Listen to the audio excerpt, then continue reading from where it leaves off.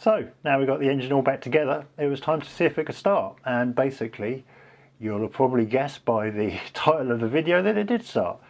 Took a little bit of footery to get there.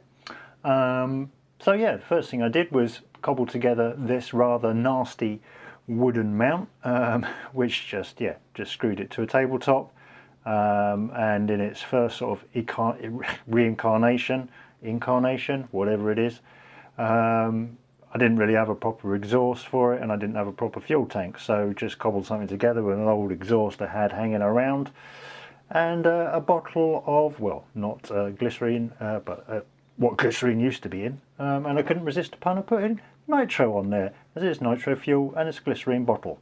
Yeah, dodgy. Anyway, yeah, so I sort of rigged it all up, chucked the prop on, and the spinner obviously, and needed something to start it, and I didn't really want to shell out the sort of 30-40 plus pounds on a proper electric starter, so I just bought a replacement rubber insert for one and sort of fashioned it into the drill, and it actually works pretty good. I had no idea what the jetting should have been, so I just took a bit of a guess of winding them all in and winding them out a little bit. Wound them out too much, what with that and, you know, a long line going down to the fuel and no pressure, had a bit of an issue actually getting fuel to feed in the first place, but well, let's have a look at what we got on.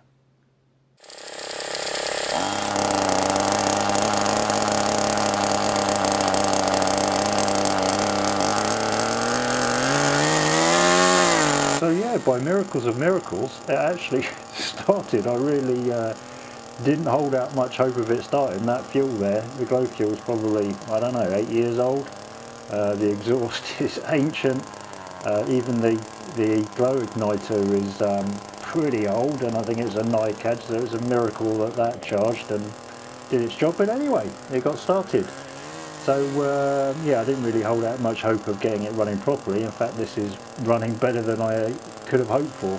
But what was clear was, and I needed them anyway, I was going to need to get a proper exhaust and a proper fuel tank.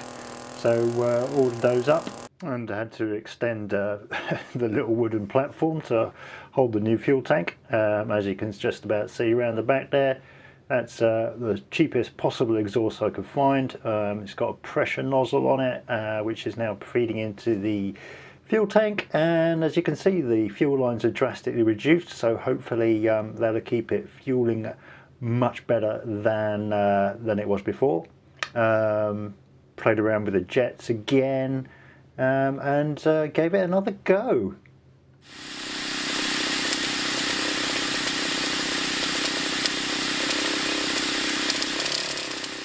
So yeah, still needed to suck up the new fuel from the tank, even though the lines were a bit shorter. Still took a little bit of spinning over, but eventually it fired up.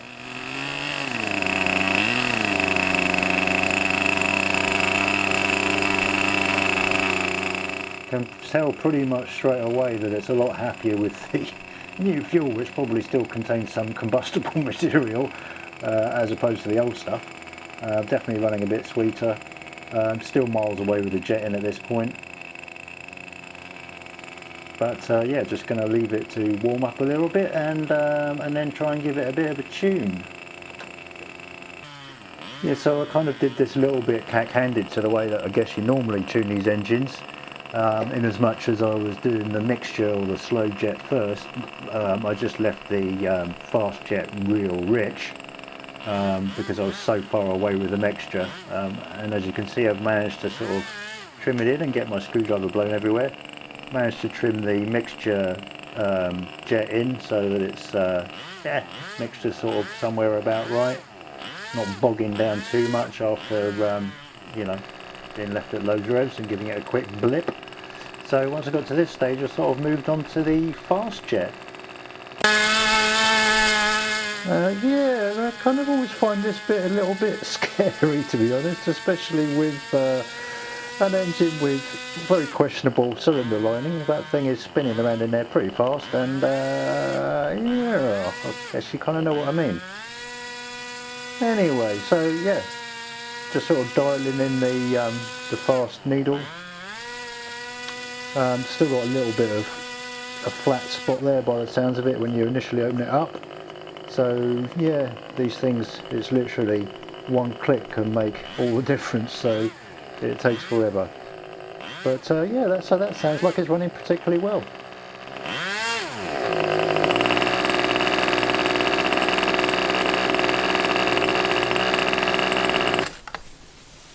And there we have it. The engine is now operational.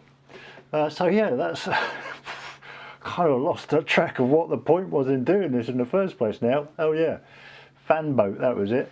We have an engine running, remote controls. Yeah, got a box of bits, can cobble that together, no problem. With the design stage more earnestly. First thing I really need to do is to calculate the weight, which is going to be a bit of a chicken and egg, but anyway, we'll get to that. I've the prop on there already, I've kind of specced up. I created a monstrous, well actually not a monstrous, but a little spreadsheet to figure out probably the best size prop I could get. That looks like this.